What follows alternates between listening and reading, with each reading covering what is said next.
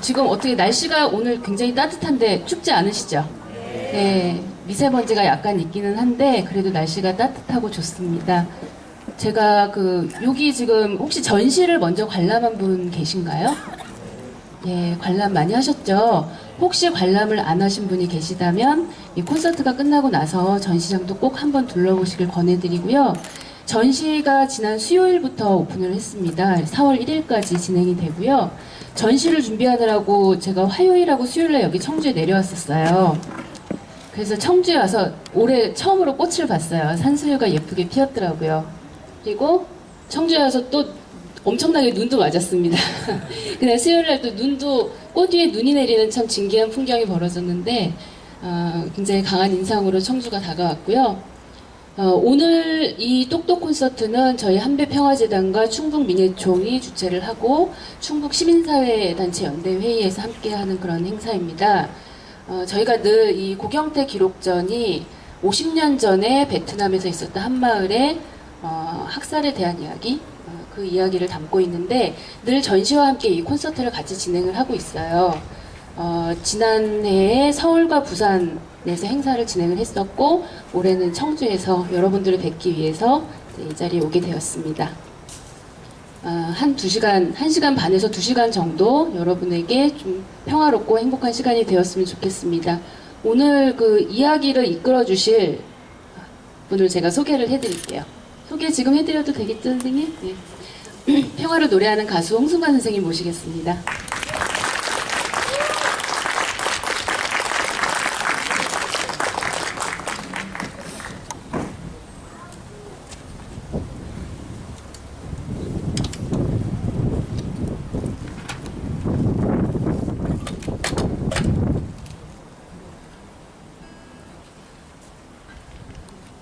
안녕하세요.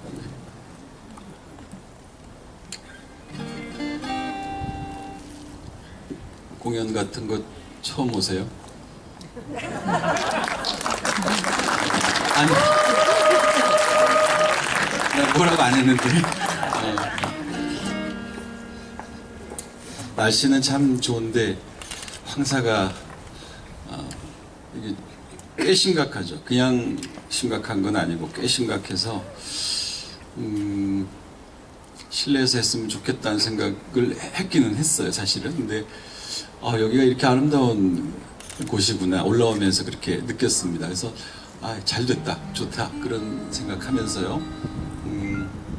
이렇게 나무 사이로 펼쳐진 하늘, 펼쳐진 조금 거창하게 우주를 좀 느끼시면서 시간을 같이 했으면 좋겠습니다. 먼저 주교님 모시기 전에요, 제가 노래로 인사를 드리겠습니다. 이 노래는 낯선 땅 여기는 내 고향이라는 노래입니다. 전 직업이 30년을 넘게 늘 낯선 곳을 갑니다. 그리고 낯선 사람에게 전화를 받고 정말 낯선 곳을 갑니다. 그것이 지구촌 어디든지 혹은 우리나라 한반도의 어디든지 찾아가죠. 옛날에는 거기 빨간 집이 있고요, 담배 가게가 있는데 거기서 우회전 400m 와서 좌회전 이렇게 했었어요. 근데 이게 어느 날 갑자기 내비가 생기는 바람에 이렇게 편한 세상이 됐구나. 재미는 없어요. 묻는 재미가 없으니까 그 동네 가서. 어쨌든 낯선 땅을 간다는 건 그렇게 쉬운 일은 아닙니다. 그리고 낯선 사람을 만난다는 것도 그렇게 쉬운 일은 아닙니다. 여기도 사실 처음 와봐요. 처음 와보는데 낯선 땅이죠. 낯선 곳이고 또 저를 처음 보시는 분도 계실 거예요. 저 사람이 과연 정말 기타를 뱉는데 노래를 잘 할 것인가, 진짜 가수가 맞나, 낯설 것이에요. 왜냐하면 30년을 넘게 노래를 했다는데 모르거든. 이게 얼마나 낯선 풍경이에요. 저는 오죽하겠어요. 왜 30년을 노래했는데 사람들이 모를까. 그것은 정말 타고난 재주예요. 아무나 하는 건 아니고요. 근데 이야기를 하면서 풀기로 하고, 낯선 땅 여기는 내 고향, 여기를 지금 고향처럼 만들었으면 좋겠다. 제 마음이 그렇고 여러분도 그랬으면 좋겠습니다. 하겠습니다.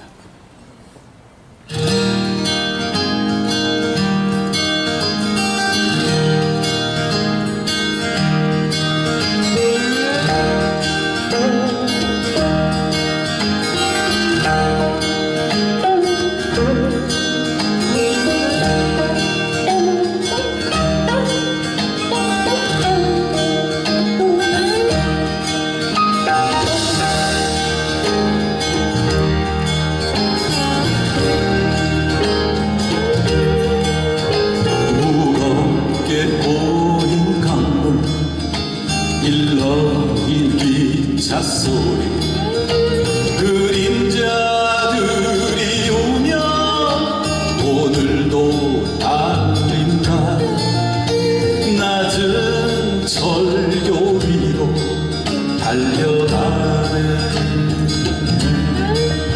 슬픈 갱생선 어디로 달려가 고향 떠나 모르는 낯선 땅으로 에헤이요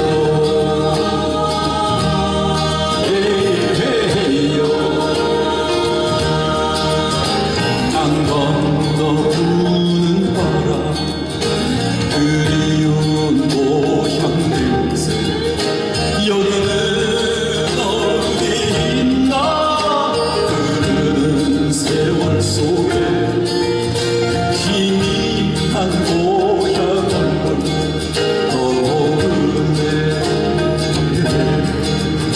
슬픈 갱생선 어디로 달려가 강 건너 저편에 바람만 불어오네 에헤이요 에헤이요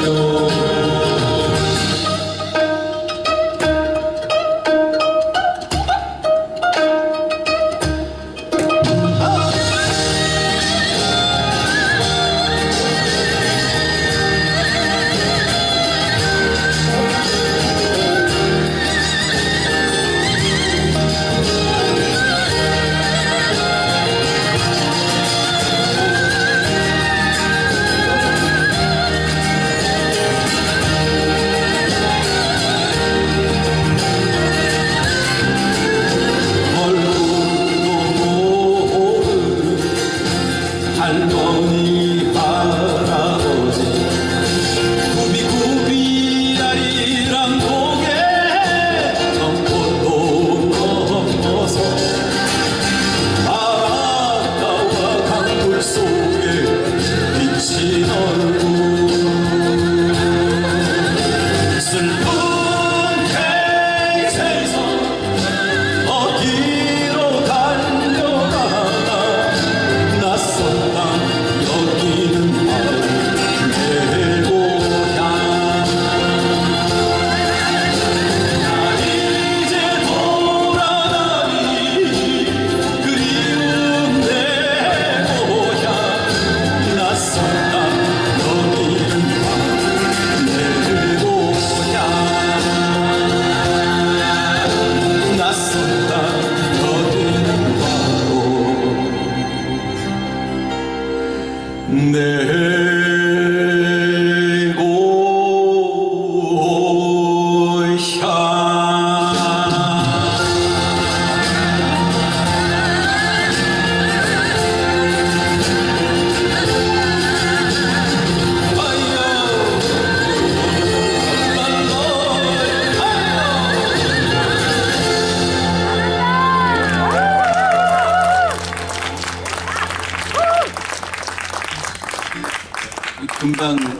금방 좋아지잖아요. 고향처럼. 고맙습니다. 아, 이 청주가 꽤 수준이 있군요. 네, 할 맛이 납니다. 고맙습니다. 낯선 땅이 고향처럼 됐으면 좋겠다 하는데 거기 고향이라는 단어를 떠오르면 어떻게 떠오르시는지요? 전라도죠. 전라도에 정말 이분이 동시대에 있는 것이 얼마나 자랑스러운가. 김준태 시인. 이 선생께서 고향이란 연작시를 쓰죠. 그런데 정말 이 시가 제일 짧아요. 근데 저한테 가장 영향력을 줬습니다. 이런 겁니다. 고향. 고향에 가면 눈 감고 넘어지거나 자빠지더라도 흙과 풀이 안아준다. 이게 전문입니다. 눈 감고에 참 매력적이죠. 고향에 가면 눈 감고 넘어지거나 자빠지더라도 흙과 풀이 안아준다. 이게 고향이 돼야 되는데 정말 이 대한민국이 혹은 여러분들이 태어난 고향이 정말 그렇게 내가 눈 감고 넘어질 때 풀과 흙이 혹은 이웃들이 정말 그렇게 안아주나? 혹은 그들이 넘어질 때 내가 흙과 풀이 되어서 안아주고 있나? 이런 생각을 좀 해볼 수 있죠. 그렇게 된다면 이게 고향이 될 것입니다. 오늘은 강우일 주교님을 모시고 평화에 대한 이야기를 할 것입니다. 왜냐? 베트남 전쟁이 있는데 왜 평화냐? 평화는 편안한 곳에 있지 않고 격전지에 있다고 생각합니다. 그래서 평화죠. 그래서 그 평화를 어떻게 생각하십니까? 제가 여러분께 지금 이렇게 시작하면서 여쭤보고 저도 평화에 대한 생각을 노래 지금 하겠습니다. 그리고 주교님을 모시고 이야기를 나누도록 하겠습니다. 평화가 뭘까요? 뭐라고 생각하세요?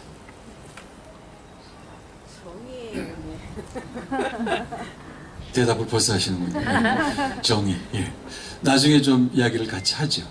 전 노래로 이야기하겠습니다.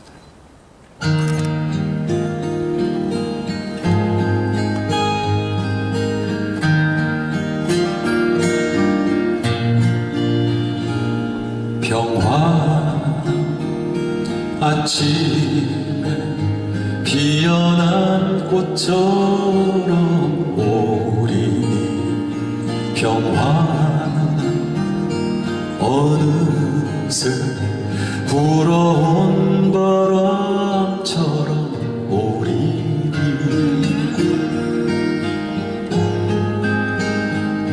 평화는 우리의 흘린 눈물로 오리니 겨울을 지나가 시간처럼 오리니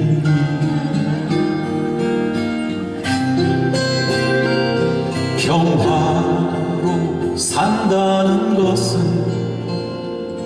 어쩌면 눈물로 사는 것 평화로 춤추지 않으면 세상 큰 무덤이 되리니 평화 한 벌의 속옷과 그 흔한 신발로 사는 것 평화로 춤추지 않으면 세상 큰 무덤이 되리니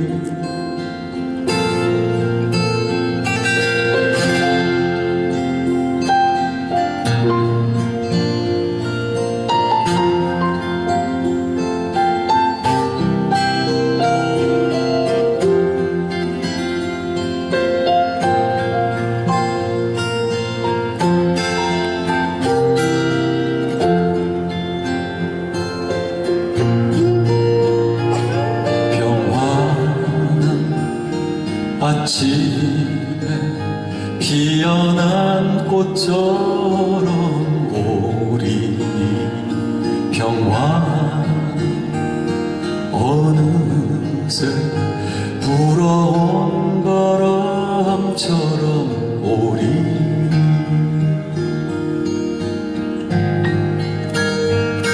평화는 우리의 흘린 눈물로 오리니 겨울을 지나가 시간처럼 오리니 겨울을 지나가 시간처럼 오리니 겨울을 지나간 시간처럼 오리니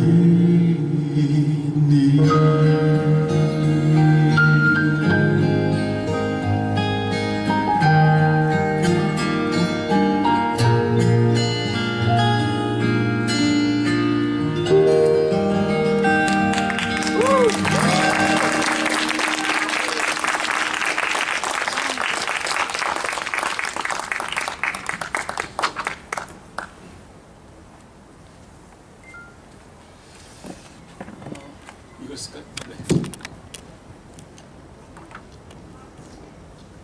고맙습니다. 여러분들의 그 따뜻한 박수로 아마 한 시간이 잘 열어진 것 같습니다. 개미가 다리가 몇 개죠? 어렵죠? 진심으로 어렵습니다. 왜냐하면 어릴 때는 작은 것에, 눈 아래에, 발 아래에 있는 것에 시선을 많이 머물게 하는데 어른이 되면 작은 것에, 사소한 것에 이런 것에 신경을 잘 안 씁니다. 실제로 지금 6개인지 8개인지 헷갈리시죠? 개미 다리가 6개입니다. 복잡합니다. 지나가고 있는데 맞다가 뭐예요? 맞다가 개미 다리가 6개로 복잡하게 지나가고 있는데 옆에 훨씬 더 복잡한 친구가 지나갑니다. 100개도 더 되는 다리로. 예, 지네가. 그래서 개미가 갑자기 궁금해졌습니다. 이렇게 묻습니다. 여보게 지네, 자네는 첫 발을 디딜 때 어떤 발부터 먼저 디디나? 이렇게 물어봤습니다. 지네가 잘 걷고 있다가 멈칫하고 걷지를 못합니다. 이렇게 몸이 알아서 하는 걸 물어볼 때 멈칫하죠. 종교가 무엇이든 오랫동안 종교생활, 신앙생활을 하거나 혹은 철학을 하거나 이래도 사랑이 뭡니까? 이렇게 묻는다거나 정의가 뭡니까? 인생이 뭡니까? 이렇게 물으면 멈칫하죠. 자, 오늘은 이런 겁니다. 역사가 도대체 뭡니까? 평화가 도대체 뭡니까? 여기에 멈칫하는 시간입니다. 이런 전시 그리고 이런 토크쇼가 그냥 필요한 것이 아니고 이렇게 멈칫해서 개미가 그럴 거 아니에요? 내가 어디쯤 와 있지? 어디를 가고 있지? 어디를 향하고 있을까? 이게 멈칫하지 않았다면 몰랐을 것입니다. 인간의 문명이 지금 묘혈의 길을 걷고 있죠. 자기 구렁을 자기가 팝니다. 그리고 속도를 더해서 가속도를 붙여서요. 그걸 발전이라고도 하고 그렇게 이야기합니다. 그러나 이 자연을 볼 때 언제나 인간이 하는 짓은 지금 우리가 앉은 의자도 반성이 됩니다. 그죠? 이 썩질 않을 텐데 이런 반성에 멈칫해야 이 문명도 좀 제대로 갈 것이다. 오늘 그런 멈칫하는 시간이 되었으면 좋겠습니다. 정말 모시기가 정말 쉽지 않으시죠. 왜냐하면 이게 이런 좋은 일을 뒤에서 하시거든요. 앞에서 안 하시고요. 그래도 저희들이 줄기차게 모시고 또 이야기를 듣고 그렇게 합니다. 여러분 정말 따뜻한 박수로 모셔주십시오. 천주교 제주교구 교구장 강우일 주교님이십니다. 이 정도 가지고는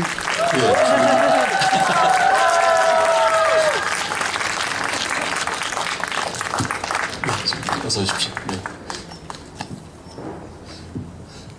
잘했죠. 그 박수가 이 정도 나와야 좋으시죠. 예. 감사합니다. 하여튼 여러분들 뵙게 돼서 반갑고, 네. 예. 이렇게 철학이 있고 또 뜨거운 감성이 있는 분이 왜 알려지지 않는 가수인지 새삼 저도 참 이해가 안 되네요. 저희 집에서는 오죽하겠습니까? 네. 고맙습니다. 지금 제주도에서 오신 건가요? 아니면 예, 제주에서 11시, 12시 비행기 타고 왔어요. 그렇군요. 네. 얼마 전에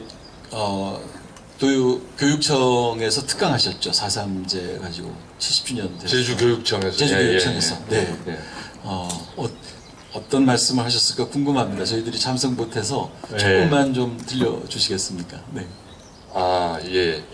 그 교육청에서 일하시는 분들은 전부 적어도 이렇게 학교 선생님 하신 분들이나 아니면 교장 하신 분들이나 교장 되실 분들 이런 분들인데 네. 제가 선생님들 앞에서 문자를 한참 썼습니다. 네. 더구나 또 제주 분들이기 때문에 저는 제주 사람이 아니고 소위 그 제주에서 볼 때는 그 육지껏 네. 묻것. 네. 근데 제가 저보고 4.3에 대해서 얘기를 해달라고 해서 그 4.3이라고 하면 일반적으로 이제 제주 사람들이 많이 이렇게 인식하고 있기로는 1948년 그 4월 3일을 전후해서 일어난 네. 그 제주도 전역의 그 어떤 참극이라고 그럴까? 네. 제주도 인구의 한 10% 이상이 이 공권력에 의해서 국가 그 경찰과 군대에 의해서 이렇게 네.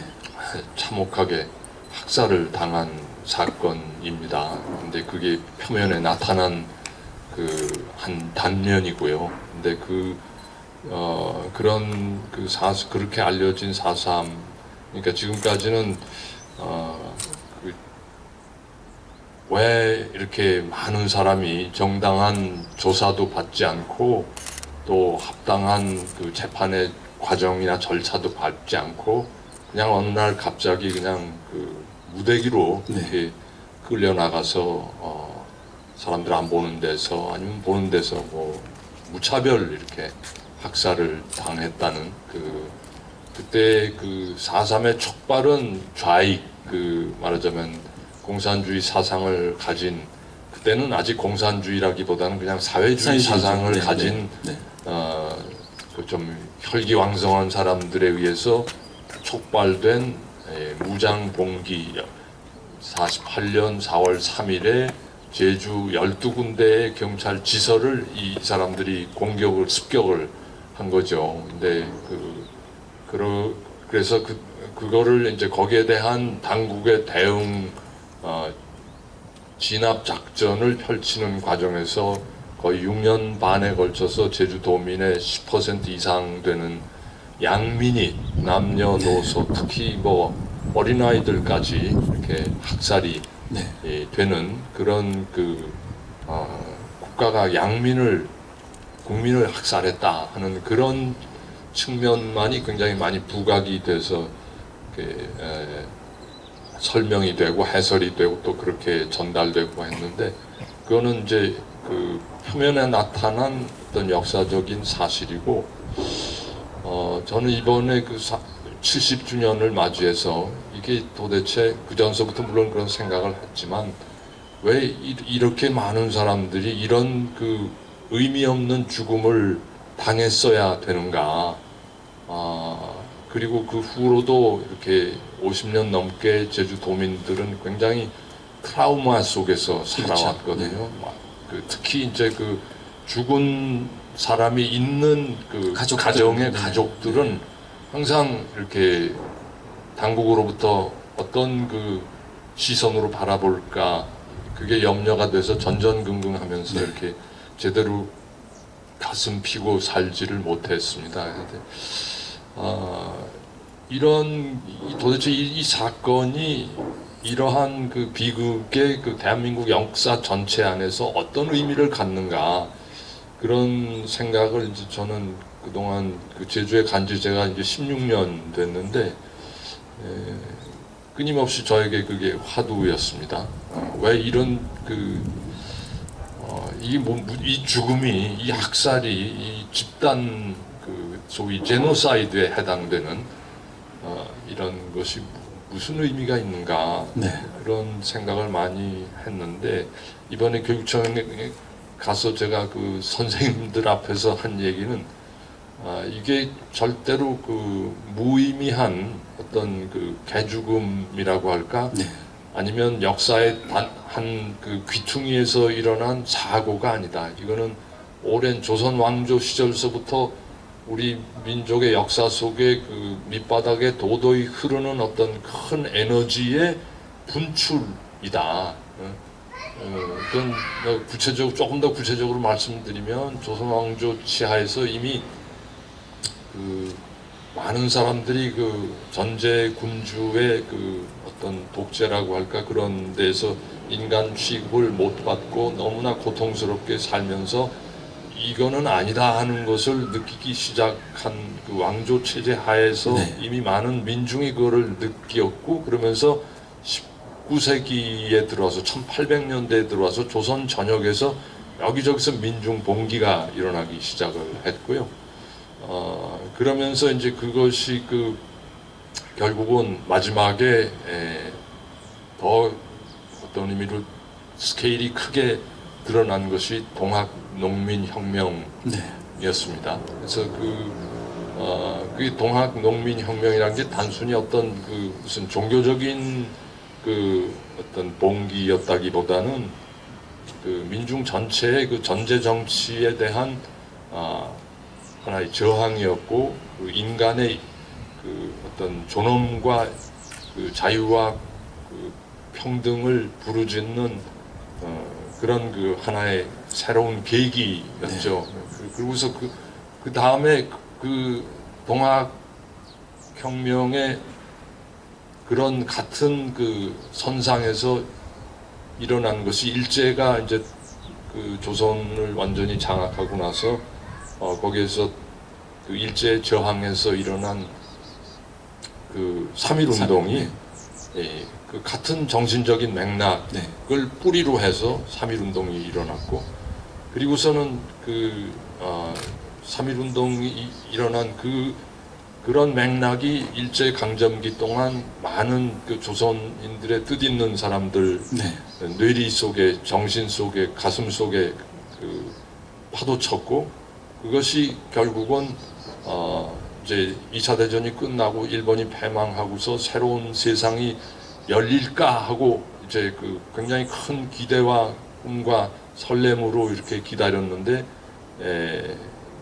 새로운 세상이 온 것이 아니라 어떤 의미로 미 군정이 남쪽을 장악하고 소련이 북쪽을 장악해서 그러면서 다시 하나의 그 점령군의 세력으로 이렇게 그 백성들 위해 군림을 하니까 이거는 많은 이들에게 있어서 일제 강점 일본 제국주의 지배의 연장선상으로 이해를 하게 된 거죠. 그래서 그런 가운데서 이렇게 그 제주 도민의 경우에는 특히 그런 저항 의식이 굉장히 강했습니다. 다른 지역보다도. 왜냐하면 일본에서 돌아온 제주 교민들이 굉장히 많았습니다.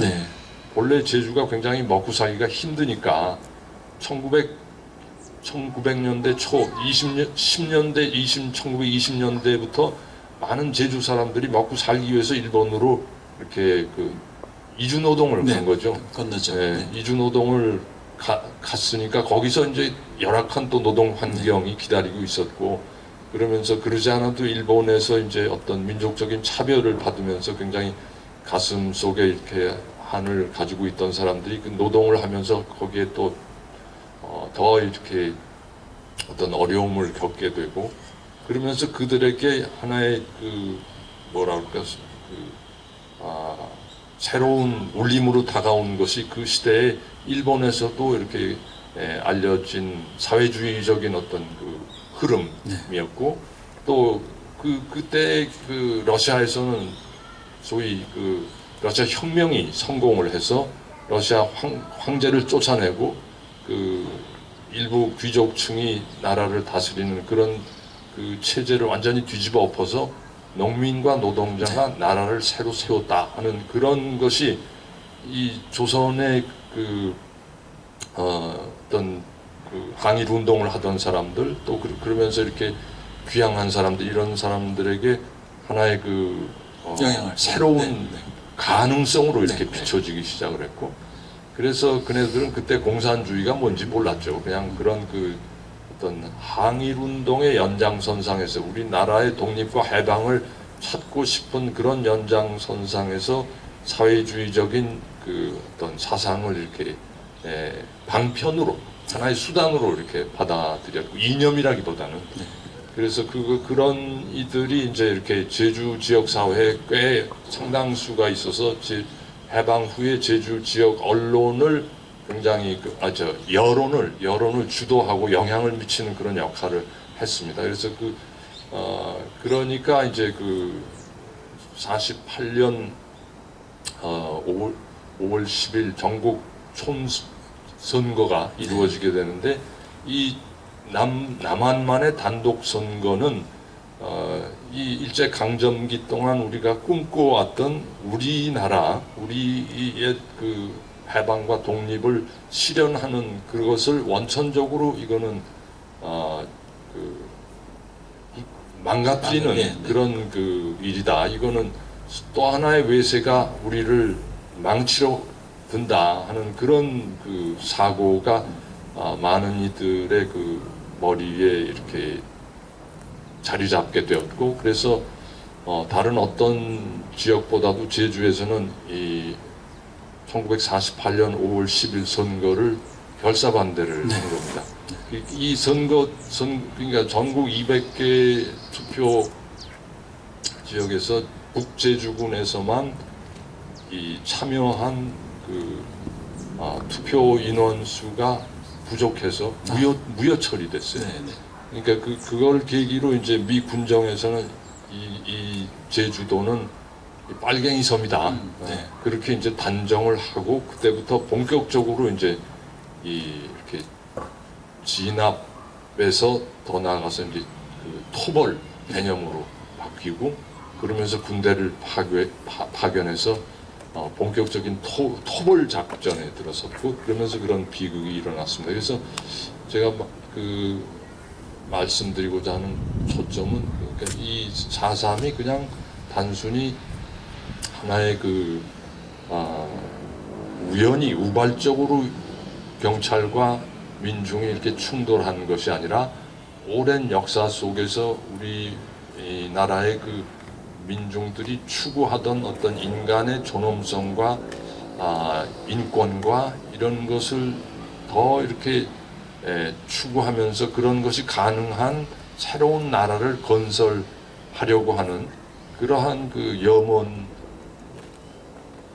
연장선상에서 네. 결국 4.3이 일어났고 네. 그래서 그런 역사에 대한 어떤 통합적인 이해를 못하는 사람들이 그냥 단순히 빨갱이 취급을 해가지고 이렇게 이런 비극이 일어났다. 그래서 4.3을 좀 그런 시각에서 좀 더 포괄적으로 우리가 이해를 해야 되지 않겠는가. 그래서 그런 것을 교육자들이 네. 앞으로 이렇게 우리 후손들에게 알리고 4.3이야말로 우리 인간의 어떤 한 사람 한 사람이 가지고 있는 존엄성과 인권과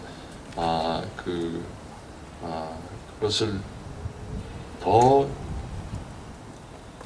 잘 드러내기 위한 우리 모두의 사명과 과제를 표현하는 하나의 장이었다. 그렇게 우리 후손들에게 이 4.3을 교육할 수 있다면 참 의미 있는 일이겠다. 그런 이야기를 했습니다. 좀 설명이 길었습니다. 아닙니다. 제주, 네, 이제 한 곡 끝나신 거예요. 네. 제주 교육청에 가셔서 4.3 70주년을 맞이해서 강의하신 겁니다. 특강하셨는데 거기에는 교장 선생님이 될 사람, 교감 선생님이 될 사람, 이미 지금 교감 선생인 사람, 교장 선생님 사람, 그리고 선생님들이 들으셨다는 거죠. 굉장히 중요하다고 봅니다. 그러니까 이게 진짜 객관적 사실이죠. 이 객관적 사실이 교육되어져 있는가, 교육되고 있는가, 거기에 그분들이 좀 반성이라 그럴까요? 예, 좀 다시 돌아보고 제대로 된 역사 교육을 좀 했으면 좋겠다. 그런 계기가 되는 것이 이런 특강이겠죠. 네. 지금 다행히 지금 시대가 네. 바뀌어서 그러니까요. 제가 교육청에 가서 그런 얘기를 할 수 있었는데 어림도 없죠. 네. 1년 전만 해도 이렇게 불가능한. 그런 정치적 발언은 하지 마시고요. 그냥 주교님 말씀 들으려고 그랬겠죠. 예. 이 시간은요, 왜 청주에서 또 하느냐, 이게 베트남의 노근이라고 할 수 있죠. 이 청주 지역 노근이가 가까이 있는데, 오늘 폭립복넛의 고경태 기자가 한 사람이요. 19년입니다, 여러분. 20년의 추적을 통해서 이 사진전을 하는 겁니다. 그냥 정말 예사, 어떤 사진을 찍는 사람의 사진전이 아니라 한 기자의 눈으로 본 끊임없이 생각을 해보세요. 그 과정을 19년 동안 어떻게 갔을까. 네. 직장을 빠져나가고 또 자비로 가고 또 거기서 환영하지 않고 했던 일을 19년 동안 겪으면서 추적해서 이 복립복넛의 사실, 역사적 사실을 여기 지금 전시하고 있습니다. 그것을 같은 맥락에서 오늘 한배 평화재단과 충북민예총 그리고 충북 시민사회단체 연대회의에서 같이 이 시간을 마련해 주고 계십니다. 근데 청주에서 제가 공연도 해봤는데 꽉꽉 찼었거든요, 주교님. 죄송합니다. 내 탓인 것 같은데. 그럼요, 주교님 탓이죠. 이게 강우일 똑똑 콘서트라고 되어 있는데 이 앞에 그 연락 좀 하셔서요. 강우일 주교님의 말씀을 듣기가 참 쉽지 않은데요. 지금이라도 좀 전화하셔서 오라고 예, 문자 보내주세요. 네, 네, 그렇게 하셨으면 좋겠습니다. 여덕이 풀리셨는지 모르겠습니다. 그러니까 베트남 갔다 오신 지 얼마 안 되셨죠? 예. 예. 3월 초순에. 이번에는 어떤 일로 갔다 예. 오셨습니까? 네. 이번에 이제 여기 전시도에 있는 폭립이라는 네. 마을하고 네. 함이라는 함이. 마을 두 군데를 저는 돌아봤습니다. 특히 이제 뭐 다 비슷비슷하지만 함이 마을이라는 곳에서는 마을 단위로 공동 위령제가 50주기를 네. 맞아서 이렇게 50주기 공동 위령제를 했기 때문에 거기에 이제 우리 한배 재단에서 평화 기행단을 이렇게 꾸려서 네. 우리가 38명이 함께 가서 같이 동참하고 참배하고 또 사과하고 그러셨군요. 예, 네. 그런 일을 하고 왔습니다. 네, 함이 학살 50주기였습니다. 아까 4.3은 70년이고요. 여기는 50년입니다. 참, 세월이 어쩌면 이렇게 빨리 갈까? 그리고 어쩌면 우리가 잊고 살았을까를 새삼 느껴봅니다. 주교님께서 그 광남성 함이 그쪽은 처음 가보시는 건가요? 예, 처음 가봤습니다. 예. 베트남 방문은 몇 번째십니까? 베트남 방문 2번째였습니다. 예. 그러시군요. 예. 그러니까 주교님도 참 안 가십니다. 그죠? 이렇게 막말해도 되는지. 네. 제가 다른 데는 많이 다녔는데 더위에 약해서 남쪽은 잘 못 갔습니다. 정말 그러고 보니 정말 베트남 잘 안 가지는 거예요. 요즘은 신혼여행을 막 가고 하지만 참 안 가지는 곳에 한 군데인데요. 주교님도 2번째시군요. 네. 그 위령제를 38분과 했을 때 제가 그 현장성을 좀 높이기 위해서 그 주교님 하셨던 추도사를 봤습니다. 쭉 봤는데 다 할 수는 없고요. 여러분들이 지금 함의에 가 계시다고 생각을 하시고요. 이걸 글쎄 주교님께서 하셔서 좀 어색하실 수도 있는데 제가 그냥 읽어보겠습니다. 다 줄이고요. 거기 가 계시다고 생각하고 다시 한번 50주년을 맞이했으니까 50주기를 맞이했으니까 한번 들어주십시오. 존경하는 광남성 대표자 여러분, 그리고 함이 마을의 유가족 주민 여러분, 17년 전 이 자리에 위령비가 서고 45주기 위령제 때 향을 피우고 머리를 숙였던 그 세월을 지나 50주기를 맞는 오늘, 여전히 우리는 부끄러움에 고개를 들 수 없는 심경으로 이 자리에 섰습니다. 무엇으로 용서를 구할 수 있을까요? 삶을 다하지 못한 아까운 생명들, 차가운 비석의 이름으로만 남은 그들, 아니 이름조차 남기지 못한 그들에게 어떻게 용서를 구해야 할까요? 사랑하는 가족과 형제와 이웃을 잃은 함의의 당신에게 무엇라 위로를 전해야 할까요? 그저 깊은 애도의 마음으로 함의의 영령들을 추모하며 삶과 명복을 비는 것 말고 달리 할 수 없는 게 없다는 것이 우리의 죄스러움을 더할 뿐입니다. 미안합니다. 잊지 않겠습니다. 기억하겠습니다. 그리고 약속합니다. 함의학살 50주기를 맞는 지금 이 순간 새로운 평화의 반세기를 시작하겠노라고 말입니다. 엎드려 용서를 구합니다. 한국의 가톨릭 교인을 대신하여 강우일, 그리고 제가 다음 분들은 다 이름을 빼겠습니다. 교수, 의료인, 교사, 농민, 문화예술인, 시민, 사회단체, 학생, 국회의원이 오늘 이 자리에서 135위 함의의 영령들과 유가족 주민들께 삼가 엎드려 또 사죄드립니다.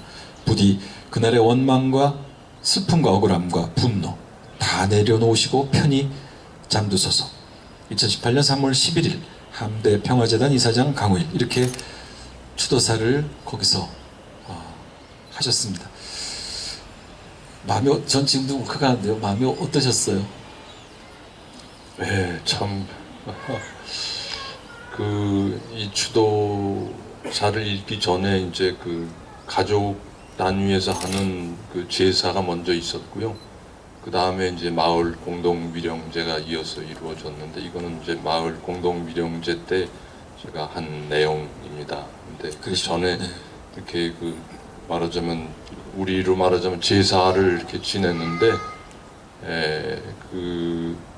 우리하고는 조금 다르더라고요. 그쪽 제사는 그 유가족 대표가 나와서 이제 그 위패를 모신 그리고 향을 피운 그 탁자 앞에서 이제 절을 하고 그러면서 옆에 이제 뭐 우리말로 뭐라고 표현하면 좋을지 뭐 제관이라고 할까요? 하여튼 그 베트남 전통 의상을 의상, 네. 입은 분이 이렇게 이런 마이크를 대고 그리고 스피커도 이런 스피커가 아니라 왜 멀리 가는 그 나팔형 스피커 있지 않습니까? 네, 그런 게 몇 개 달렸는데 그게 아마 마을 사람들에게까지 그 소리가 이렇게 들리도록 하기 위해서 그런 마이크를 스피커를 쓴 것 같아요. 근데 거기다 대고 있는 소리를 다 질러서 이제 그 고인의 무슨 이름을 부르는지 그 135위에 이렇게 그 이름이 적힌 네, 이름. 그 우리로 말하자면 한지 같은 거를 들고서 그것을 이제 이름을 불렀었습니다. 근데 그게 그냥 단순히 이름을 부르는 게 아니라 그 온갖 그 원한과 뭐 이게 맺힌 그런 그 울부짖음을 이렇게 하늘을 향해서 막 그 쏟아내고 있더라고요. 그래서 그거를 듣는 자체가 저한테는 하여튼 거의 고문에 가까운 그런 순간이었습니다. 그래서 너무 힘들었고 또 북을 치는데 그 북 소리도 그 저에게는 총 쏘는 소리 같았어요. 그래서 너무 그 힘든 순간이었는데 하여튼 그래도 뭐 우리가 거기 그분들에게 조금이라도 우리의 그 잘못을 용서 청하를 갔으니까 다 조용히 우리는 앉아서 소리를 다 들었습니다. 그런 다음에 이제 이런 추도사를 이렇게 읽었으니까 저만이 아니라 거기 함께 동행한 우리 일행 모두가 정말 마음으로부터 사죄했으리라고 생각합니다. 함이마을에 들어가서 50년이 지난 오늘 추도사를 읽을 수 있었던 것은 사실 우연이 아닙니다. 오늘 이런 이야기를 좀 드리고 싶은데 이것은 한 사람의 그걸 말할 수 없는 노력이 있었습니다. 1999년에 10월에 한겨레에 이런 기사가 뜹니다. 민간인 학살 만행.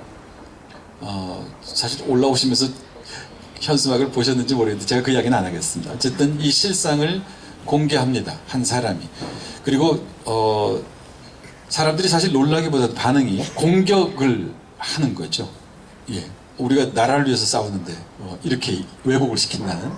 그러니까 이 아픔들을 뚫고 한 사람이 여기까지 오는 데는 그 역사를 바로 봐야 되겠다. 바로 인식해야 되겠다. 그리고 알려야 되겠다라는 어떤 사명, 책임감, 그리고 정의가 거기에 꿈틀댔을 것입니다. 오늘 함께한 한배평화재단의 구수정 우리 박사입니다. 가운데 계신데 저는 사실 박수받아 마땅하다고 생각해요. 수십 년간을 혼자 홀몸으로 들어가서 이것을 해냈다. 우리가 가서 지금 추모제도 하고 여러 가지 행사를 하고 평화기행을 하지만 한 사람의 수십 년간의 이 노력이 없었다면 가능하지 않습니다. 그것을 뚫고 들어가지를 못하거든요. 그래서 좀 괜찮으시죠? 구수정 선생님 한번 네.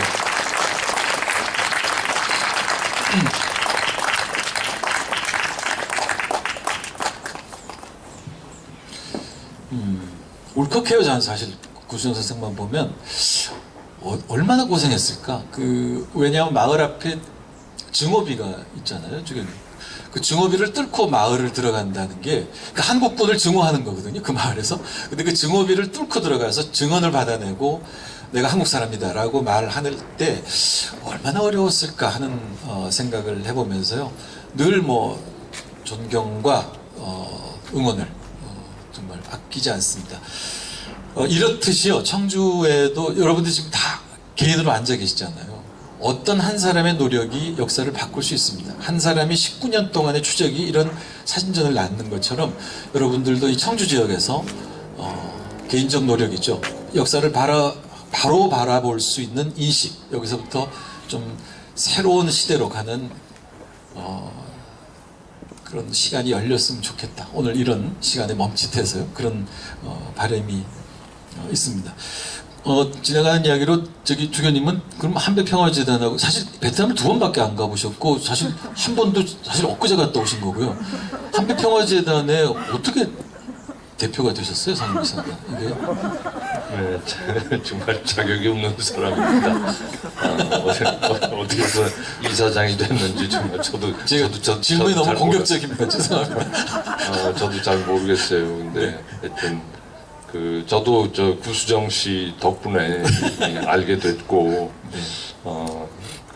정말 혼자서 여성의 몸으로 너무나 거센 여러 가지 저항과 박해와 이런 반대 움직임을 이렇게 한 몸으로 받으면서 어떻게 긴 세월을 버텨왔을까. 저도 정말 참 너무나 이렇게 존경스러운데, 저는 그냥 그렇게 그냥 멀리서 이렇게 지켜보고 박수치고 그런 사람이었지, 뭐 이렇게 나서서 뭐 직접 하는 사람은 전혀 아니었고요. 교회님 현재는 열심히 하고 계세요?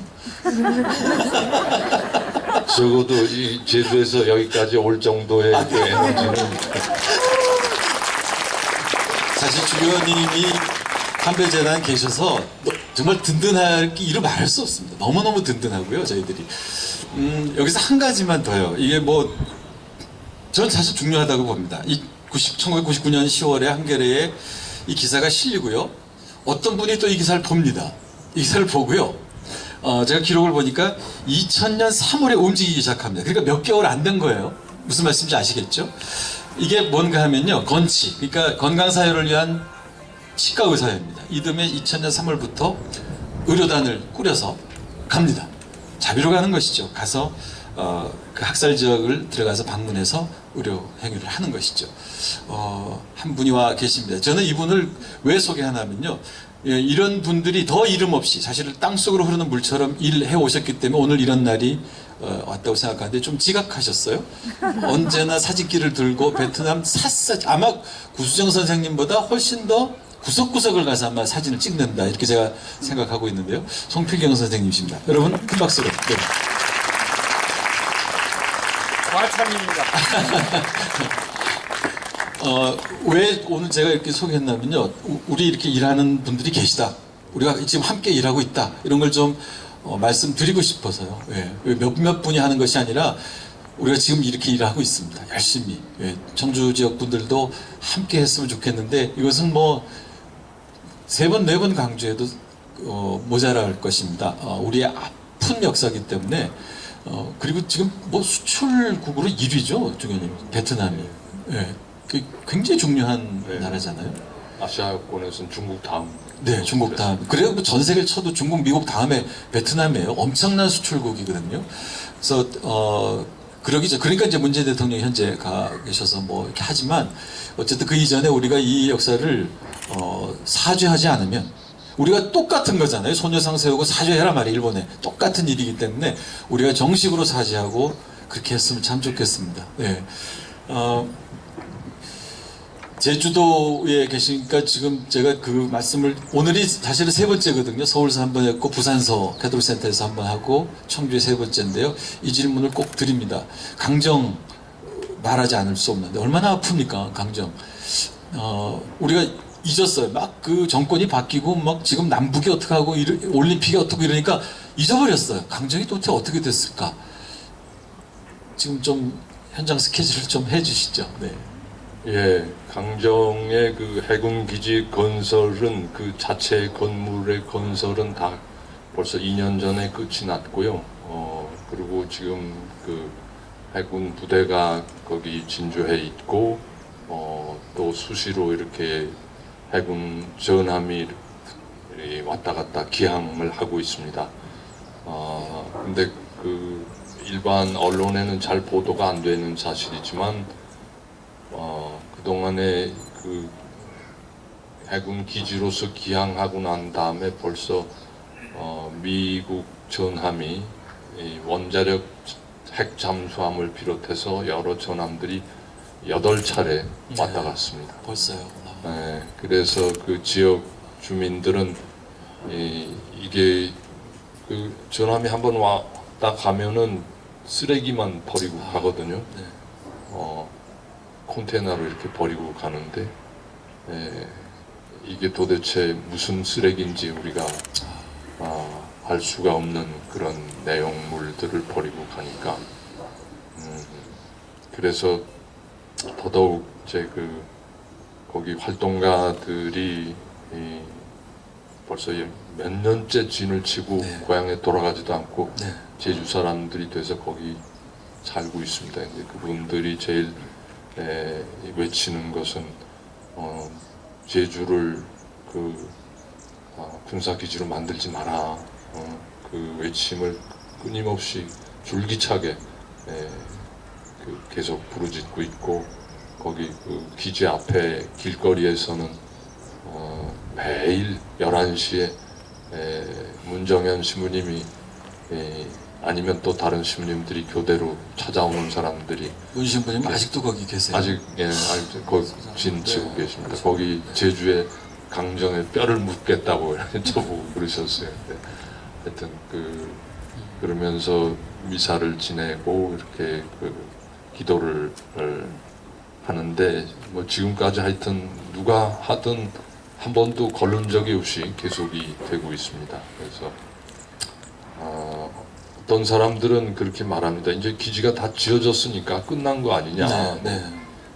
더 이상 뭐 거기서 할 일이 없지 않느냐. 그렇게 얘기를 하지만 저희는 기지가 거기 있기 때문에 오히려 우리가 평화를 위해서 일할 수 있는 가장 현실적인 장소다. 네. 이 무력을 가지고 평화를 이룰 수 없다는 것을 전 국민을 향해서 호소할 수 있는 가장 적합한 장소라고 우리는 본다. 네. 그래서 그 기지가 건설돼서 완공함과 거의 동시에 우리가 거기에 성프란치스코 평화센터라고 해서 강정마을 한복판에 그 작은 4층짜리 건물을 하나 평화센터를 지었습니다. 그래서 전국에서 아니면 또 외국에서 오시는 분들도 강정에 이렇게 제주에 오시면 강정 이야기를 들으신 분들은 적어도 강정마을에 한번 오시는데 그러면 그 센터에 꼭 들리시고 그래서 센터에서 이제 그런 손님들 이렇게 마중하고 그동안 어떤 일이 있었는지 또 지금 어떤 일이 일어나고 있는지를 알려드리고 또 그 밖에 다양한 평화를 위한 프로그램들을 진행하고 있습니다. 네.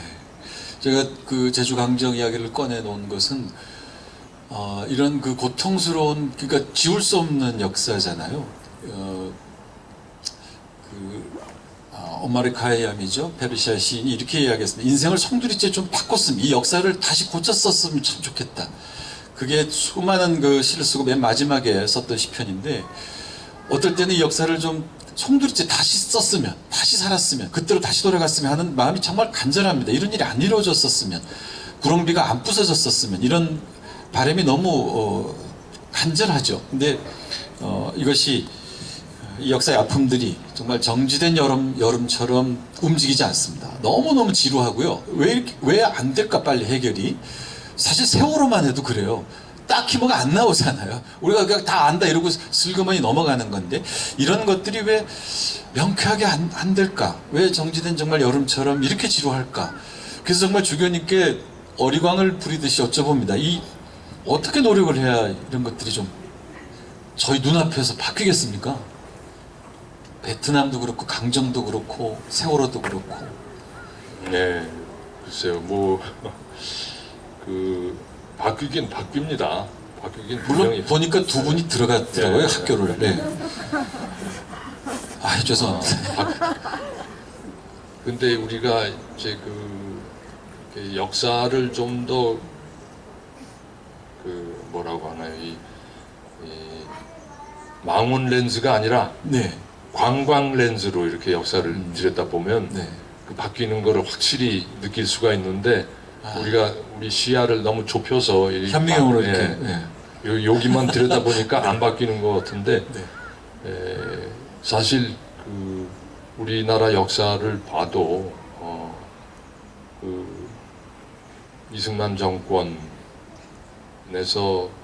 온 국민들이 그 독재 타도를 외치면서 4.19 봉기를 일으켰고, 네.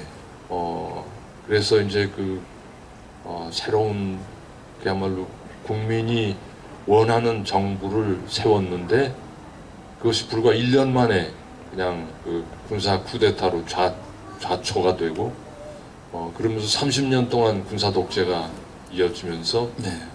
그 30년 동안 우리는 정말 얼마나 힘들었습니까? 이 세상은 마르고 닳도록 바뀌질 않을 것이다. 그렇게 생각하고 다들 두려웠고, 그래서 입을 열지를 못했고, 입 조금이라도 뻥끗한 사람은 다 끌려갔고, 그랬는데도 불구하고, 정말 참 어떻게 그런 일이 일어날 수 있었는지는 모르지만, 87년 그 새로운 시대가 이렇게 네. 오기 시작했고, 그러면서 이제 민주정권이 들어섰는데, 그러면서도 뭔가가 이렇게 좀 뭐라고 할까요, 순수하게 제대로 이렇게 이루어졌다기보다는 뭔가 좀 정치적인 네. 공학에 의해서 이렇게 두루뭉술이로 네. 조금씩 이렇게 움직여졌다는 그런 느낌을 그때는 많이 우리가 받았죠.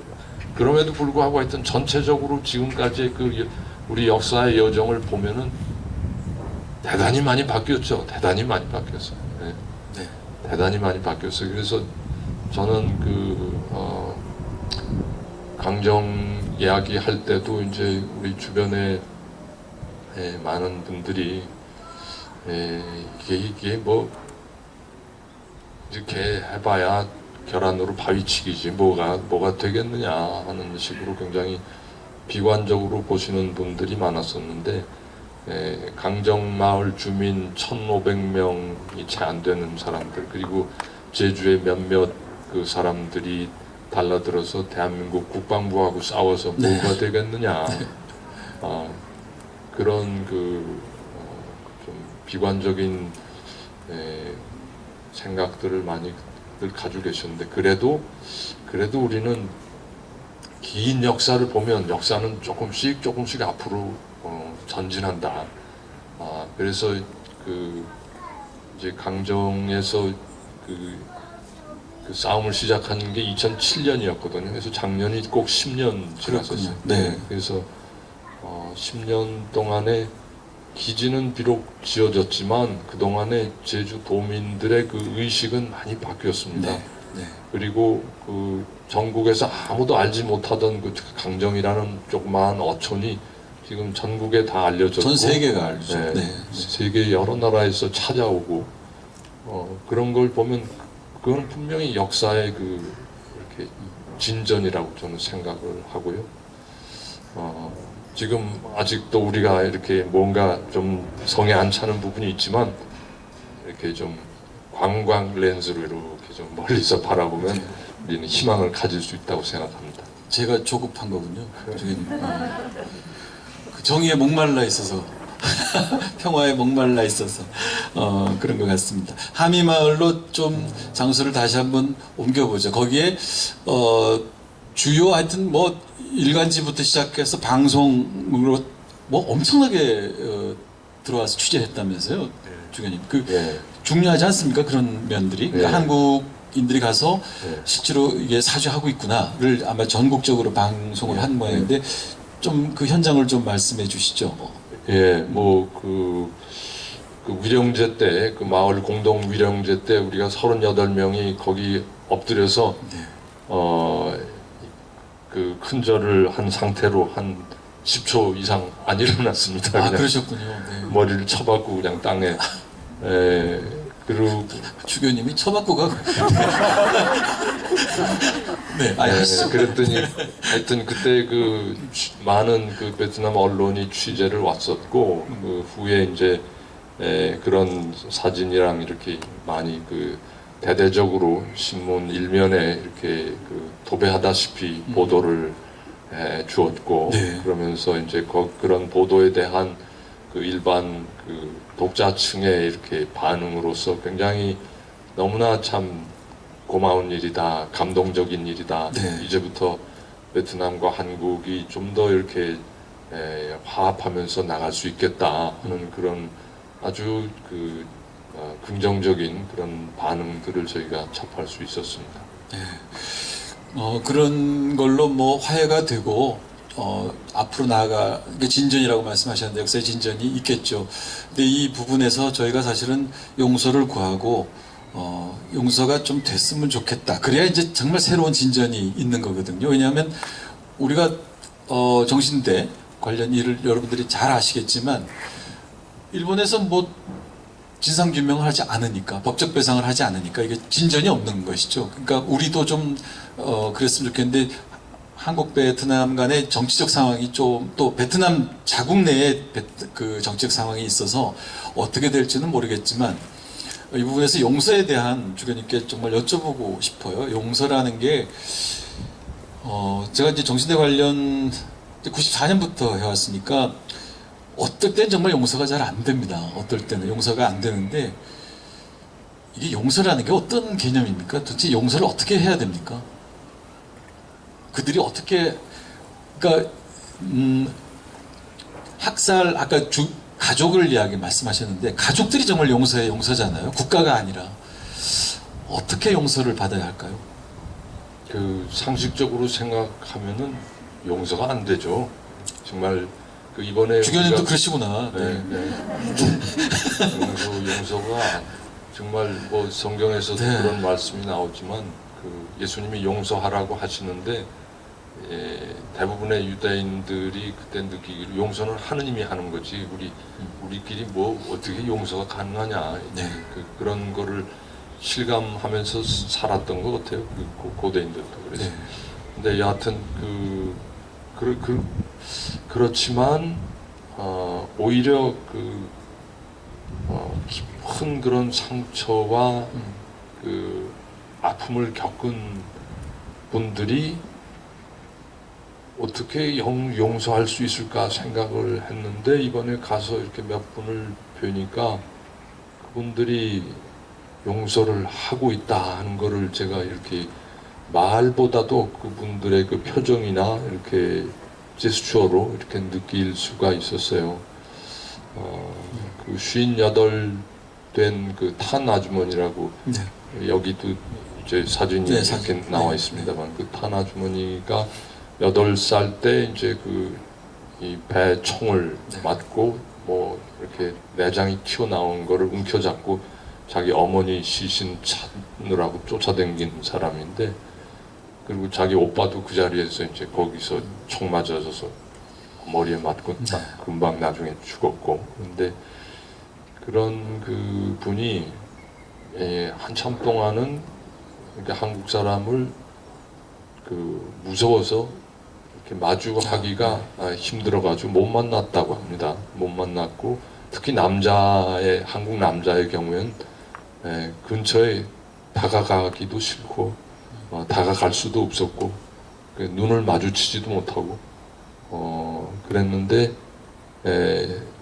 이번에 우리가 갔을 때는 굉장히 우리를 환한 얼굴로 맞이해 주셨고 여기 송 선생님 같은 분 막 끌어안고 난리를 치셔서 참 현지에서 온 줄 알 거예요. 네. 네, 네.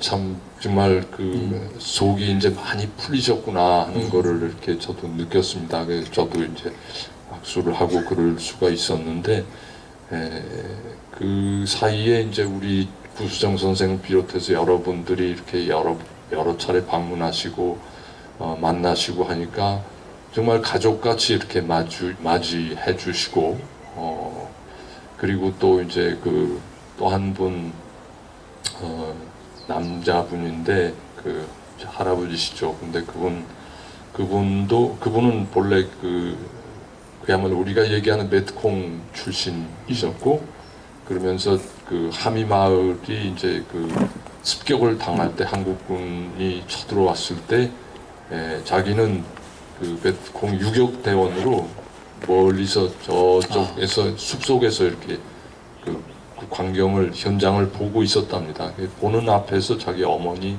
자기 아내, 딸 셋 다 죽은 거예요. 그 광경을 이렇게 지켜보고 있었는데 그러면서도 다 사건이 이렇게 그 끝났는데도 한국군이 철수를 안 하고 거기 계속 머물러 있어서 이제 그 군대가 나가면 빨리 쫓아가서 이제 그 어떻게라도 해보려고 했었는데 물러가지 않고 이튿날 아침이나 돼서야 이제 군대가 철수했답니다. 그래서 쫓아가 가지고 이제 시신을 이렇게 모시고 갔고 그런데 그런 기억이 생생할 뿐인데 그런 분들은 제주 4.3도 마찬가지지만 그 기억이 절대로 사라지지 않거든요. 네, 네. 그 현재를 살고 있는 분들이 그 트라우마를 겪는 거예요. 네. 그런데도 우리를 맞이해서 자기 집 마당에 이렇게 우리가 한참 앉아서 그분 이야기를 듣고 그리고 그분이 안내하는 학살 현장 학살터에 가서 이야기를 듣고 그래서 그래도 하여튼 그런 그 마중을 하면서 그분은 우리에게 감사하다고 네. 와줘서 감사하다고 몇 번씩 이렇게 반복해서 말씀을 하셨어요. 그거는 이미 용서하셨다는 그런 적어도 그런 표현의 이렇게 발로라고 저에게는 느껴졌습니다. 그래서 우리가 생각했을 때는 용서가 안 될 것 같은데 그냥 본인들은 어떻게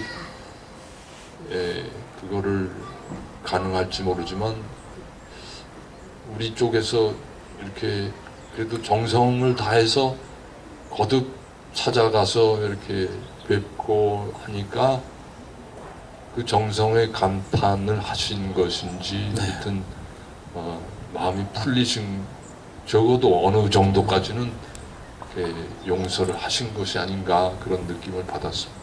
지속적인 그런 우리들의 사죄 행위 그리고 개인으로뿐만이 아니라 우리가 이제 한배평화재단이 만들어졌고요. 이제 2년 됐지만 이런 단체가 가서 공식적으로 좀 이야기하고 사죄를 하고 했던 그런 행간의 이런 우리의 진정성이죠. 진정성들이 아마 그들이 받아들여졌지 않나 그런 생각을 해봅니다.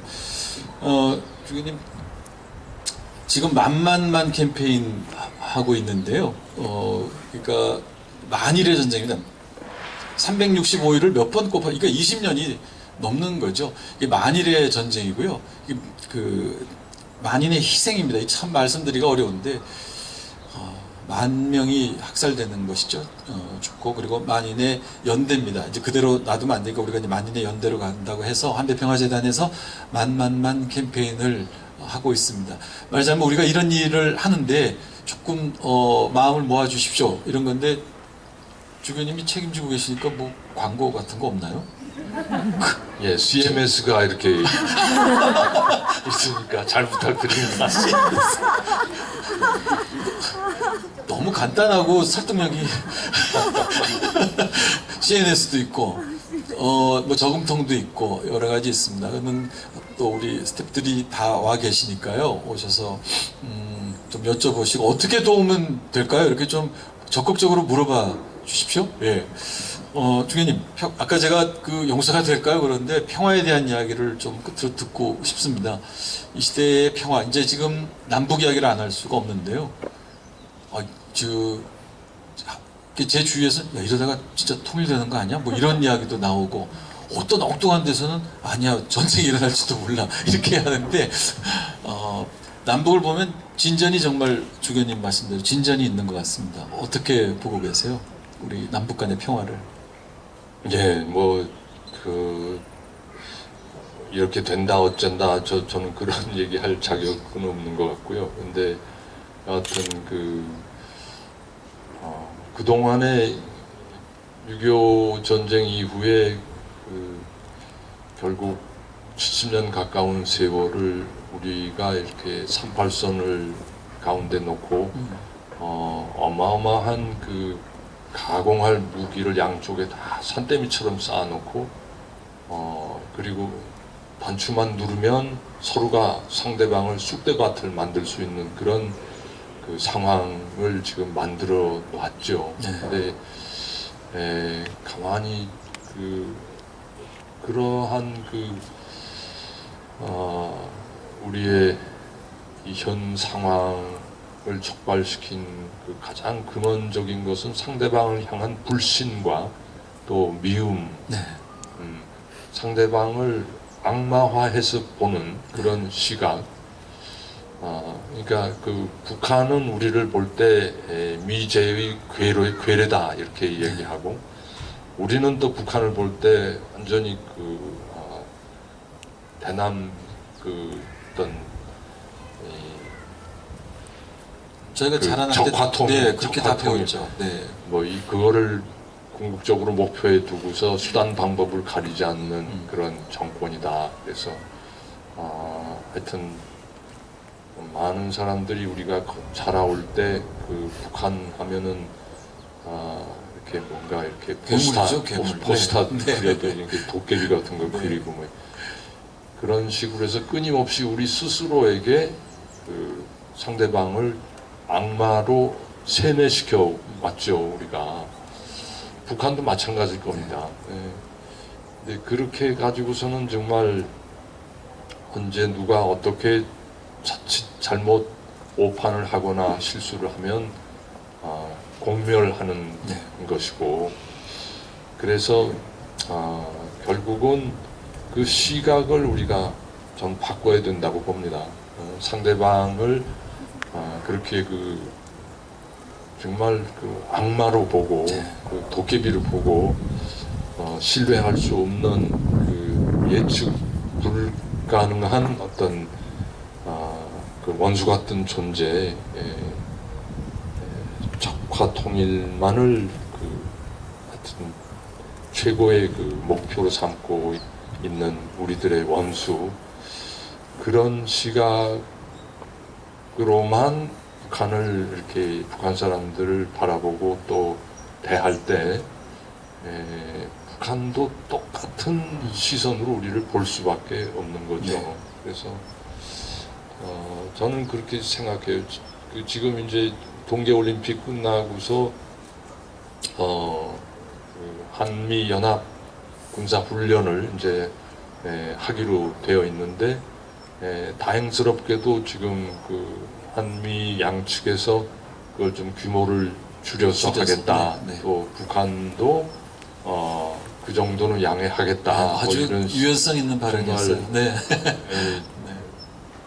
도저히 어떻게 그런 이해한다. 이렇게. 결단들을 할 수 있는지 지금 놀라운 변화를 이렇게 보고 있습니다만, 그것이 어느 정도 이렇게 상대방을 악마화하지 않고 이렇게 조금 더 신뢰를 가지고 접근하는 그런 외교적 노력의 하나의 결과가 아닐까, 저는 요즘 최근 그렇게 느껴집니다. 그래서 앞으로도 좀 더 우리가 그런 우리 스스로를 최면에 걸었던 그런 악마화의 작업을 이제 좀 털어버리고, 북쪽에도 우리와 똑같은 가족을 데리고 사는 사람들, 우리와 똑같은 정말 자식들을 사랑하고 부모를 존경하고 하는 그런 가정을 꾸리고 사는 사람들이 2천만 이상이 살고 있고, 그네들도 정말 이렇게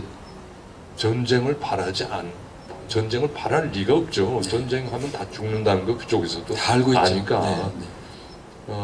그런 사람들이라는 거를 좀 더 근원적으로 우리가 신뢰하면서 대화를 이렇게 더 풀어나간다면은 우리가 정말 기대하지 않았던 평화의 어떤 열매를 맺어 갈 수 있지 않을까, 그 희망을 가져봅니다. 네, 고맙습니다. 주기님 오늘 정말 끝으로 청주에 계신 분들에게 좀 간단하게 인사해 주시죠. 네. 예, 뭐 그 알려지지 않는 가수와 또 알려지지 않는 저를 보기 위해서 이렇게 와주신 여러분들에게 진심으로 감사드리고 앞으로 좀 이 홍승관 그 선생님 우리 주교님 잘 부탁드립니다. 전주교 제주교고 교부자 강훈 주교님이셨습니다. 여러분, 네, 따뜻한 박수.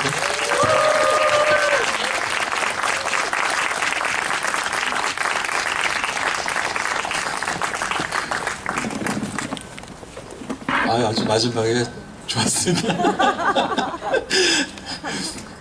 이런 토크쇼 안 하시는 분이고요.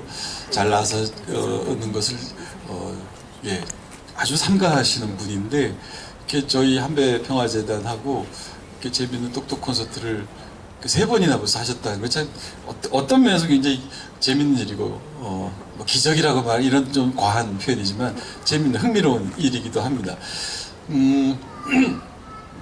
똑똑해지셨어요? 그래서 좀 예, 이것은 그런 의미보다는 사실 마음에 좀 똑똑 놓고 해라. 그리고 이 역사에 좀 똑똑해라. 그리고 베트남 그 아픔에 대해서 좀 놓고 해서 들어가서 우리가 좀 만나보자. 도대체 어떤 일이 있길래 예, 그런 거죠. 여기 문이 있습니다. 여기 좀 똑똑하고 들어가셨어요. 어땠나 그때? 도대체 어떤 기록을 도대체 기자가 19년 동안 파헤친 추적해야 할 이유가 도대체 뭔가? 그래서 그 사진 한 장으로 그 증언을 좀 들어보시기 바랍니다. 주교님 말씀하신 것처럼 현미경으로도 좀 들여다보고 관광렌즈로도 좀 넓게로 전체적으로도 좀 보는 것. 그러니까 바로 보기와 거리두기죠. 그래서 전체적으로도 보고 자세히도 들여다보고 좀 이런 시선을 갖추셨으면 좋겠다. 그런 예, 마음입니다. 이번 개헌안 중에서요. 기본권의 주체를 국민에서 사람으로 바꾼다. 여러분들이 들어보셨을 건데 이게 얼마나 중요한 이야기인지 모릅니다. 이건 정말 대단히 중요한 진전입니다. 법을 공부한 사람들도 자기가 공부한 법전에 국민이라고 돼 있는데 사람으로 돼 있지 않다는 걸 인식하지 못하고 수십 년 살아온 것이죠. 이건 대단한 진전입니다. 국민이 아니라 사람인 것이죠. 사람. 한 그 19절이 떠오르는데요. 이 시인은 17년 만에 시집을 냈답니다. 저도 가수지만 시집을 하나 낸다거나 음반을 하나 낸다는 것이 그렇게 쉽지만은 않습니다. 근데 도대체 오죽했으면 어떻게 했으면 17년 만에 냈을까? 단숨에 시집을 읽었죠. 한 문장이 저한테 들어왔습니다. 이런 문장입니다. 농현은 국악엔 있고 삶엔 없다. 농현이 뭔지 아시죠? 가야금 하는 게 농현입니다. 예, 비브라토라고도 할 수 있고요. 그 떨림. 농현은 국악엔 있고 삶엔 없다. 일찍이 베를린에서 윤희상은 도아레사에 수많은 음이 있다는 것을 알고 작곡했다. 도대체 우리나라는 국정원과 주사파 사이에 뭐가 없는 것 같단 말이죠. 좌 아니면 우다 말이죠. 세상 이렇게 재미없고 건조한 세상이 어디 있겠습니까?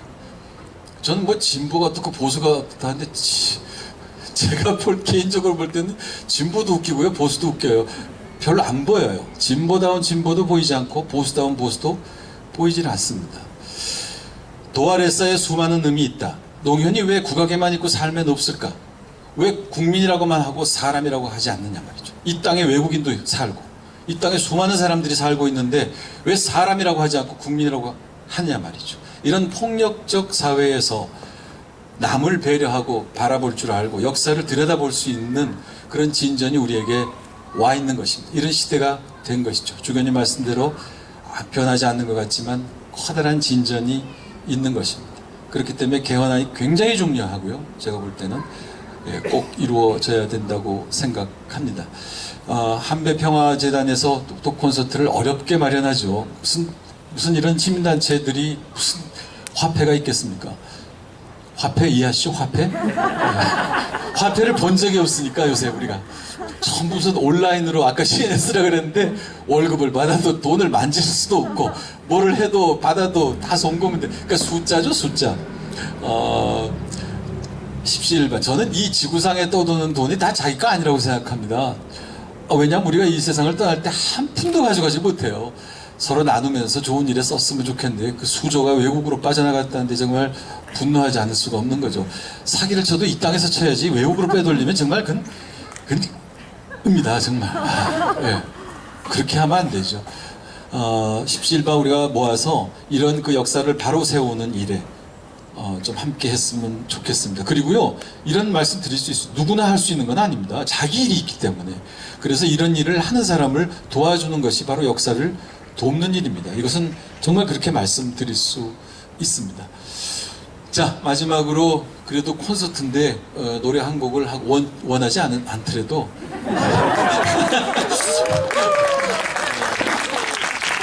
제가 수많은 곡을 준비해왔지만 정말 여러분들을 위해서 한 곡 딱 하겠습니다. 네.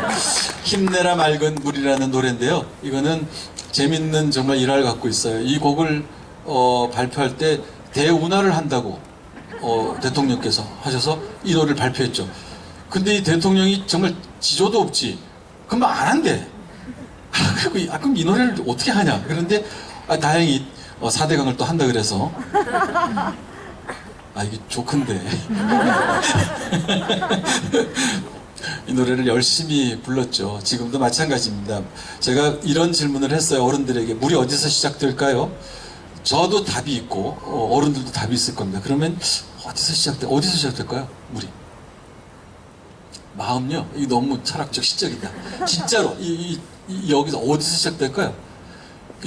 제가 어린이 공연을 많이 하는데 제가 갖고 있는 답은요, 그 바다, 강, 냇물 이런 게 아니고 어느 산골짜 이름 모를 샘물에서 물방울 하나에서 시작된다. 그래서 냇물이 되고 강물이 되고 바다가 된다. 뭐 그러면서 아까 양념으로 뭐 우리가 모르는 물인데 땅속으로 흐르는 물이다. 뭐 이렇게 하는데 한 아이가 손을 들었습니다. 하늘에서 시작된다는 것이죠.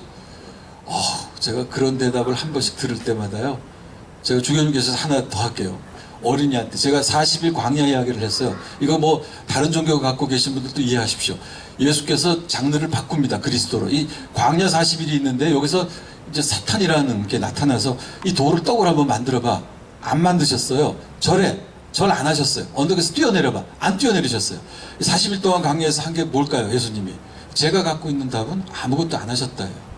어린이가 손을 들었습니다. 뭐라고 했나?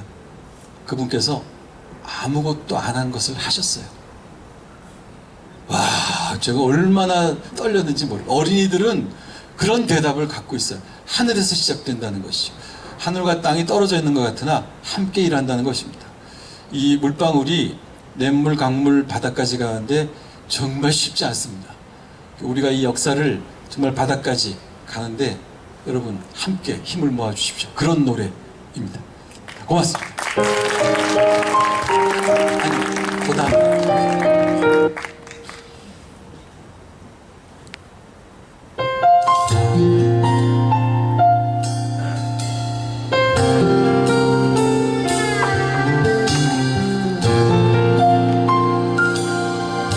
손이 시리면 따스히 만져주마.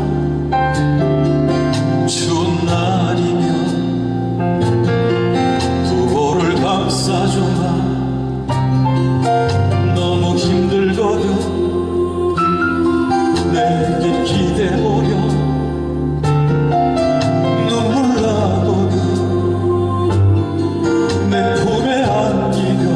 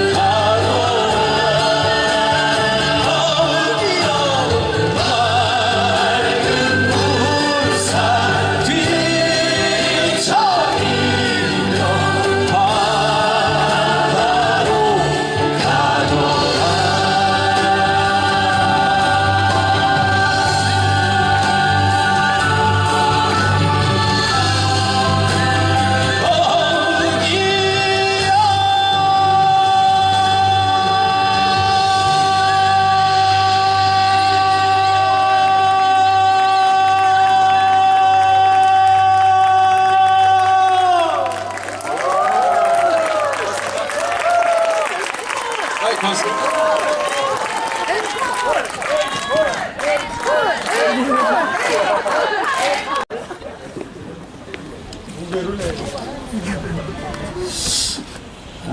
정말 여러 곡이 있는데요.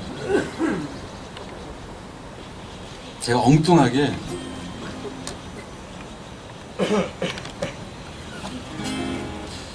아주 엉뚱하게 찬송가 하나를 하겠습니다.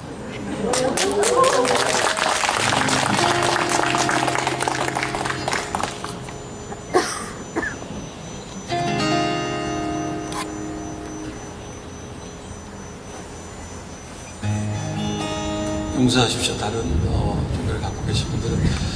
제가 그 일반 신문 인터뷰를 할 때도 너 왜 그렇게 이름을 내지 않고 30년 동안 이런 일만 했니? 할 때 제가 진심을 담아서 하는 이야기는 이겁니다. 전 현재 교회는 싫어합니다. 근데 내가 예수를 스승으로 모셨기 때문에 할 수 없이 이런 일을 한다. 왜? 그분이 이 시대에 오셔서 가수를 한다면 어떤 노래를 했을까? 그랬을 때 대답합니다. 저는 외로운 곳에 알려지지 않는 곳에 들어가셔서 그 그늘진 곳에 들어가셔서 아마 그늘을 걷어내는 일을 하셨을 것이다. 그 노래를 하셨을 것이다. 그렇게 대답을 할 수밖에 없습니다. 좀 좀처럼 찬송가 잘 안 부르는데요. 오늘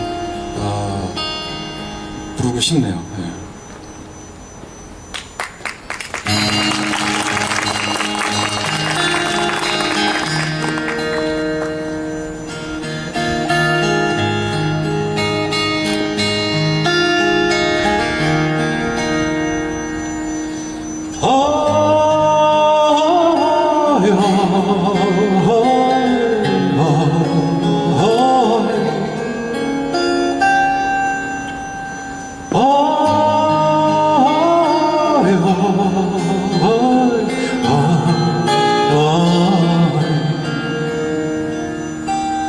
내 영혼의 그 깊은 데서 맑은 가락이 울려나네.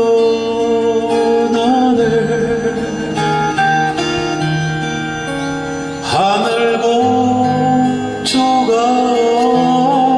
언제나 흘러나와 내 영혼을 고이 싸네.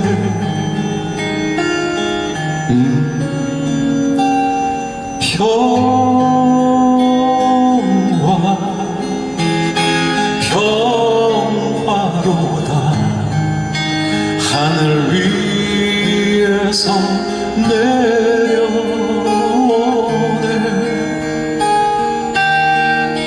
그 사랑의 물결이 영원토록 내 영혼을 덮으소서.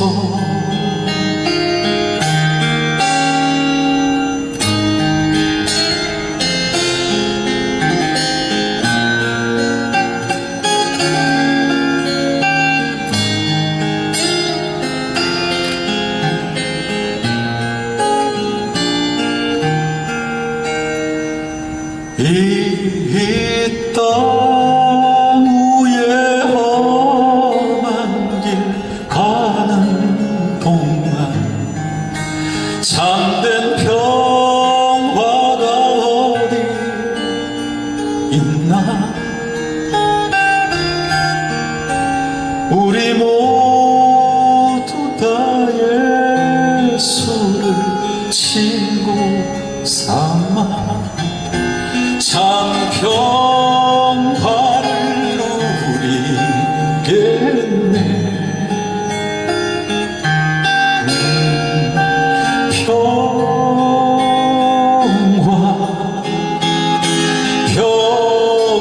평화로다.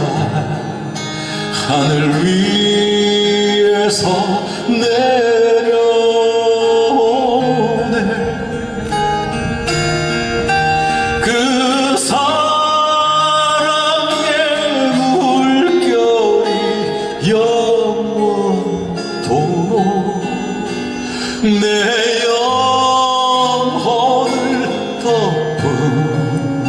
주소서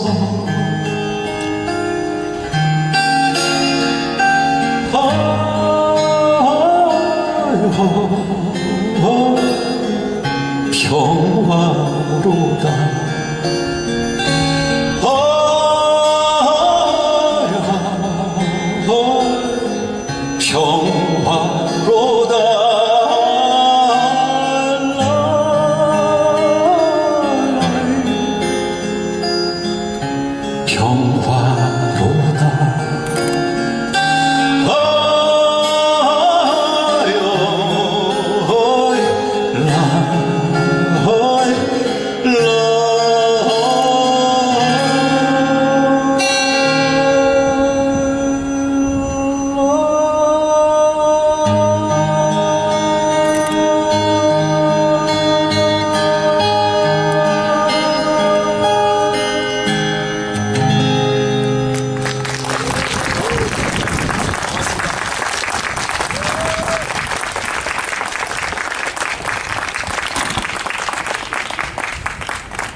홍승환 선생님, 오늘 특별히 더 즐거운 시간이었습니다. 저희 좋은 말씀과 노래 들려주신 홍승환 선생님께 박수 한번 부탁드립니다. 감사드립니다. 여러분 어떻게 즐거운 시간 되셨어요? 네.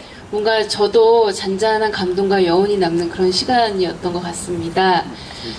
너무 안내를 잘 해주셔가지고요. 제가 따로 안내를 해드릴 게 없어졌어요. 그래서 일단 조금 이제 저희 같이 일하는 사람들의 소망은 이 전시가 지금 벌써 사흘째거든요, 오늘로. 그래서 아직 전시 기간이 이제 너무 짧아서 아쉬운데 청주 지역에 계신 분들이 좀 많이 전시를 보고 갈 수 있도록 주변에 널리 알려주시면 좋겠고요. 그게 저희의 가장 큰 바람이고, 뭐 저희와 함께 이 모든 전시와 콘서트는 한대평화재단을 후원하는 시민들의 후원금으로 준비를 하고 있습니다. 그래서 그런데 마음을 보태주시면 좋겠다는 생각이 들고요. 저쪽에 오늘 이제 강울주교님 말씀을 책으로 만나보고 싶으신 분은 저희가 책도 준비를 했으니까요. 가시는 길에 책도 하나 좀 준비해서 가시면 좋을 것 같습니다. 오랜 시간 함께 해주셔서 감사합니다. 고맙습니다.